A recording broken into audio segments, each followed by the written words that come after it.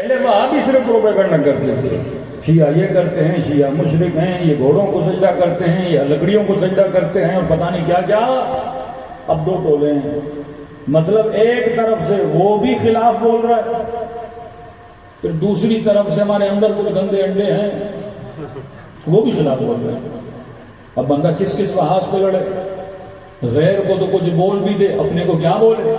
لیکن یہ پیشن گوئی تو مولا علی نے کر دی نا، جب اپنے ہاتھوں کی انگلیاں ملائیں، اس قدر اپنے اندر اختلافات پیدا ہو جائیں گے، بچے گا وہی جو کیس ہے، بچے گا وہی جو اپنے زمانے کا مختار ہے، جو فتنوں کو سمجھ سکے۔ اب مراجع نے مثلا آیت اللہ العظمہ خامنئی صاحب نے فتویٰ دیا، امام خمینی نے انقلاب کے آنے کے بعد فتویٰ دیا، تو زنجیر زنی کے حوالے سے فتویٰ تھا، کیونکہ ان کے پاس رپورٹس پہنچی کہ ہر ایوری 7 منٹس، 9/11 کے پہلے کی بات کر رہا ہوں، ہر 7 منٹ میں ایک بندہ، یو ایس کی بات کر رہا ہوں، کینیڈا اور یو ایس میں مسلمان ہو رہا تھا، ہر 7 منٹ میں اتنی تیزی سے اسلام یورپ میں پھیل رہا تھا، یہ آپ کا تصور ہے۔ ذاکر نائک کا جو ٹیچر تھا احمد دیدت، اس نے سینکڑوں لوگوں کو، کرسچنز کو مسلمان بنایا۔ اب ہو کیا رہا تھا؟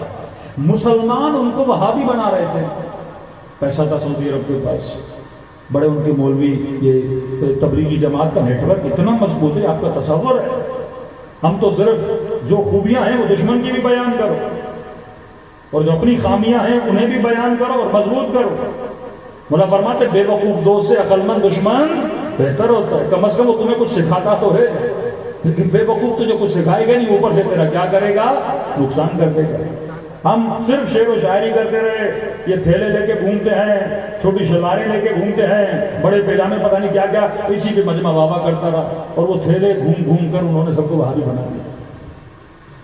کبھی سوچا بھی تھا اپنے سندھ میں وہابیت بڑھے گی؟ مولائیوں کی دھرتی، اولیاء کی دھرتی، صوفیاء کی دھرتی، یہاں تو تصور ہی نہیں تھا۔ یہاں جلوس میں اگر 10 شیعہ ہوتے تھے تو 400 سنی ہوتے تھے، مطلب صرف نماز، جنازہ اور نکاح سنی مولوی پڑھاتا تھا، باقی بندہ سارا شیعہ تھا۔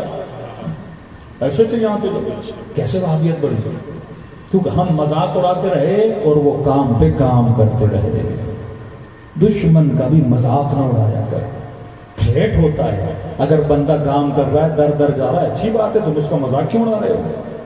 وہ تبلیغ بھی کر رہا ہے، ساتھ میں تمہارے خلاف پروپیگنڈا بھی کر رہا ہے، کرتے کرتے انہوں نے پورے بلوچستان کو وہابی بنا دیا، اور تو مذاق اڑاتا رہا، اور وہابی بنانے کے بعد انہوں نے شیعوں کا قتل کرنا شروع کیا، 2500 سے زیادہ ہزارہ کو وہاں قتل کیا، 500 سے زیادہ مومنین کی قبریں ڈی آئی خان میں بنی، وہاں ان کو شہید کیا، پشاور کے شہداء، کوہاٹ کے شہداء، ہاں گلے کاٹے پارا چنار کے شہداء، اور ہمارے شاعر شاعری کرتے رہے، مذاق اڑاتے رہے۔ زمانے کو سمجھ نہ پائے کہ پہلے جب کوئی شعر پڑھتا تھا تو کوئی ایسا تبرعی وقت تھے، شعر پڑھتا تھا، کسی کو پتا نہیں تھا، مجمع بھی تیرا، لوگ بھی تیرے، بندے بھی تیرے، تم نے پڑھ دیا واہ واہ ہو گئی۔ لیکن اب کیمرہ کا زمانہ ہے، موبائل کا زمانہ آ گیا، تیری بات گاؤں میں نہیں رہتی۔ آج اگر میں یہاں مجلس پڑھ رہا ہوں، یہ مجلس پتہ نہیں پوری دنیا میں سنی جا رہی ہے، آج تیری بات ایک جگہ پہ نہیں رہتی، تو لہٰذا پہلے تو اپنے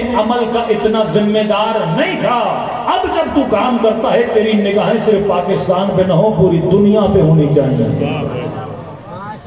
اب تیرا کردار دنیا میں دیکھا جا رہا ہے، اب تیری رفتار دنیا میں دیکھی جا رہی ہے۔ تو جب خط آئے امام خمینی کے پاس کہ جبلہ یہ بڑی محنت کر کے لوگوں کو مسلمان بناتے ہیں، اور کہا الحمدللہ جب یہ مسلمان بن جاتے ہیں، کہا ہمیں اتنی محنت نہیں کرنی پڑتی ان کو شیعہ بنانے کی، ہم ان کو ایک کتاب دیتے ہیں تیجانی سماوی کی۔ انہوں نے لکھا نا شیعہ ہی اصل میں سنی ہوتے ہیں، تیجانی صاحب کی کتابیں پڑھی ہیں، 10-15 کتابیں ہیں، ہر شیعہ پہ لازمی ہے، جس بھی سنی کو جو کہ وہ شیعہ بن جاتا ہے، کیونکہ وہ خود اہل سنت کے تھے، انہوں نے کتاب لکھی۔ اسی طرح سندھ میں کئی ایسے مولانا شاید مشتاق تھے، ان کی بہت اچھی کتابیں تھیں، وہ شاید چھپتی بھی نہیں ہیں، لیکن ایسی کتاب تو ایک بار آپ پڑھ لو کسی کو تو فوراً مکتب اہل بیت میں آ جائے گا۔ کہا کہ یہ کروڑوں خرچ کر کے، ڈالر خرچ کرتے ہیں، لوگوں کو مسیحیت سے کیا بناتے ہیں؟ مسلمان بناتے ہیں۔ اب ایک مسیحی کو انہوں نے مسلمان بنایا۔ اب جو بندہ اپنا دین چھوڑے، مطلب اس میں تعصب نہیں. اگر تعصب ہو تو بندہ کبھی اپنا دین نہیں چھوڑتا. حق پتہ بھی چل جائے نا کہ مثلا شیعت کے ساتھ ہفتے گا نہیں کہ وہ متعصب ہوتا ہے شیطان کی طرح. اب جس نے مسیحیت چھوڑی اور مسلمان بنا اس میں تعصب تو ویسا ہی نہیں ہے.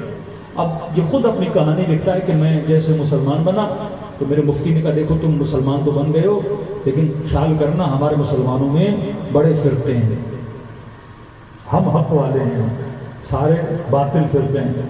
اچھا کون کون سے فرقے ہیں کہ یہ فرقہ یہ فرقہ یہ فرقہ, لیکن دیکھو یہ سارے خطرناک ہیں, اتنے خطرناک نہیں ہیں. ایک فرقہ بڑا خطرناک ہے جو ہے تو کافر لیکن خود کو مسلمان بولتا ہے. کہ کون؟ کہ وہ شیعہ ہے. اچھا کرنا کیا ہے؟ تو یہ کہیں بھی ملے نا 4 فٹ فاصلے کے ساتھ بیٹھے ہیں, ان کے ساتھ قریب نہیں جانا. اور یہ ساتھ میں تھوڑے بہت جادوگر بھی ہوتے ہیں, جو بھی ان کے ساتھ ملتا ہے نا وہ ان کا ہو جاتا ہے. تو ہم تمہیں پہلے سے بتا رہے ہیں ان کے قریب نہیں جانا. کہ اس نے جتنا مجھے منع کیا نا اتنا میرے اندر تجسس پیدا ہوا کہ دیکھو تو صحیح ہے شیعہ کیسی مخلوق. یعنی یہ میں آپ کو ایک سچی بات بتا رہا ہوں. ہم ڈی آئی خان گئے تو وہ کہتے ہیں مولانا جب وزیرستان میں آپریشن شروع ہوا یہ طالبان کے خلاف تو یہ سارے بیچارے لوگ جو ہیں مائیگریٹ ہو گئے. کچھ ڈی آئی خان میں آئے, کچھ مختلف جگہوں پہ ان کو گھر دیے گئے, کیمپس لگائے گئے. تو کہتے ہیں ڈی آئی خان محرم کا جلوس نکلا. اب یہ وہ لوگ ہیں جنہوں نے زندگی میں شیعہ نہیں دیکھے. پہاڑی لوگ وزیرستان میں ٹی وی اتنا نہیں ہوتا نہیں. اب ان کو اتنا بتایا گیا کہ شیعہ ایسے شیعہ ویسے. کہتے جب ان کو پتا چلا نا جلوس نکلا تو انہوں نے کہا یہ کون ہے؟ سب نے کہا یہ شیعہ ہے. اب ان کے سامنے شیعہ کسی جن سے کم نہیں تھا. تو کہہ رہے وہ آنکھیں پھاڑ پھاڑ کے ہم شیعوں کو دیکھ رہے تھے. ان شیعوں میں سے ایک بندہ اس گلی میں کھڑا تھا جب یہ دیکھ رہے تھے. کہا اتنے غور سے کیوں دیکھ رہے ہیں ان کو؟ کہا یہ تو ہم جیسے دکھتے ہیں. تو کیا مطلب ہم جیسے دکھتے ہیں؟ انسان جیسا ہی دکھتا ہے. کہا نہیں, ہمارے مفتی نے بولا ان کے بڑے بڑے کان ہوتے ہیں. انہوں نے صحابیوں کو برا کہا, اللہ نے عذاب دے کے کان بڑے کر دیے. اور یہ بھی بولا جب رات کو سوتے ہیں ان کو نیند نہیں آتی ایک کان اپنے اوپر ڈال کے سوتے ہیں. کہ ان کے تو کان بھی ہم جیسے ہیں. اب اس قدر لوگوں کو بے وقوف بنایا گیا کہ پتہ نہیں کان بڑے ہوتے ہیں, ان کی شکلیں مست ہوتی ہیں. اور آج تک ان کے جاہل بولے شیعوں میں حافظ نہیں ہوتا. انہوں نے پتہ نہیں خلفاء کو برا بلا بولا ہے, اللہ نے عذاب نازل کیا ہے. یہ تو قرآن ہی نہیں پڑھ سکتے. ایک بھی شیعہ حافظ دکھا اور ایسا منہ پہ تماچا مارا ایران نے ان کے کہ ایسا 4 سال کا حافظ بنایا کہ آج تک یہ کوشش کرنے کے باوجود بھی 4 سال والا پیدا نہیں کر سکتا.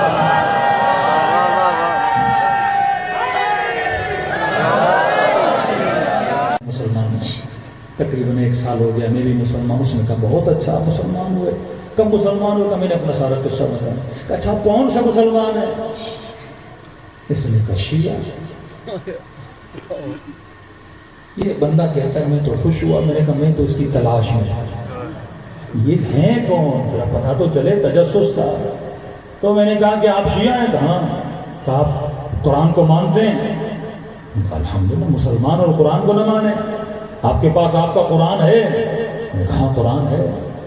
اتفاق سے ان کی جیب میں قرآن چھوٹا سا پڑا ہوتا ہے. یہ لوگ کہ وہ قرآن ادھر دیکھیے ادھر دیکھیے ادھر دیکھیے.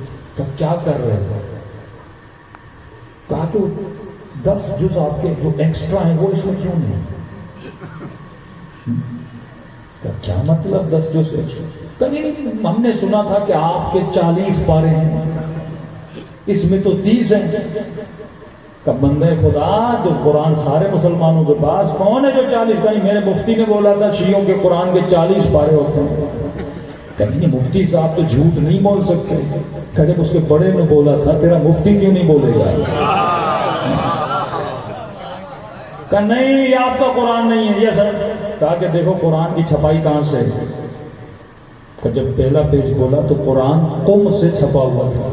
کہ قم شیعوں کا ملک ہے, کہ قم کا قرآن ہے. کہ سعودی عرب کا بھی ہوتا تو میرے اوپر اعتراض کرتا. کہ میرا چیلنج ہے پوری دنیا میں 40 جز والا قرآن لا میں بھی ڈھونڈ رہا ہوں.